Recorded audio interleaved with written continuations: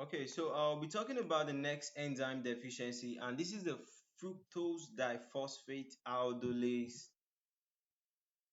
disorders, or you could say deficiency, or it's a deficiency, right?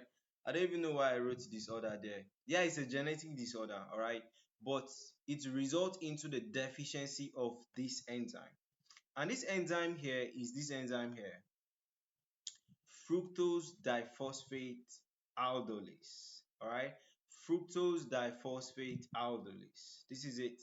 This is fructose. So you're having what, two phosphate, that's what, diphosphate, then aldolase, right? So we are taking this fructose diphosphate aldolase as a disorder related to the glycolysis pathway, right? Because we have spoken about the sources of energy for the red blood cell, and the glycolysis pathway happens to be one of the major energy supply to the red blood cell.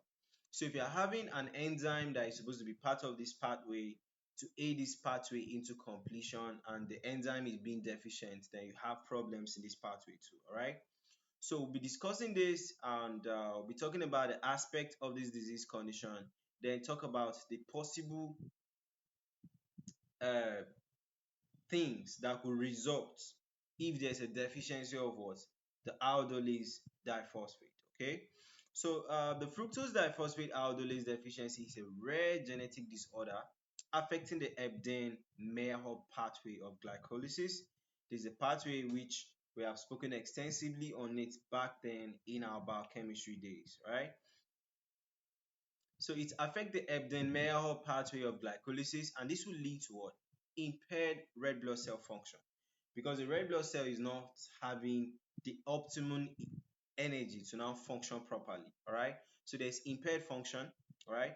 So some key aspects of this deficiency is it is actually an autosomal recessive inheritance. It's recessive means that for you to actually have this condition, you must have inherited it from your mom and your dad. So it's recessive. For you to become dominant, you must have what? From both ways, okay? It's a chronic non-ferrocytic hemolytic anemia. It is variable in severity, okay? And the severity can range from mild to severe hemolysis, because the red blood cell doesn't have the enough energy, so the red blood cell is being broken down, okay? Splenectomy may be beneficial because you have a lot of red blood cells, they could be clogging in the spleen, all right? So this aldolase A, okay, it's actually aldolase A, right? This aldolase A deficiency is actually what, a rare disorder with only a few dozens of cases reported worldwide. Molecular defects include missense mutations, deletions, and frame shift mutations, right? So looking at this now, we have already established this, and you can see this is what, fructose monophosphate, but this one is now diphosphate, okay? So if you have this deficiency, what can it lead to? It could lead to some neurological symptoms like what? Developmental delays, intellectual disabilities, and seizures.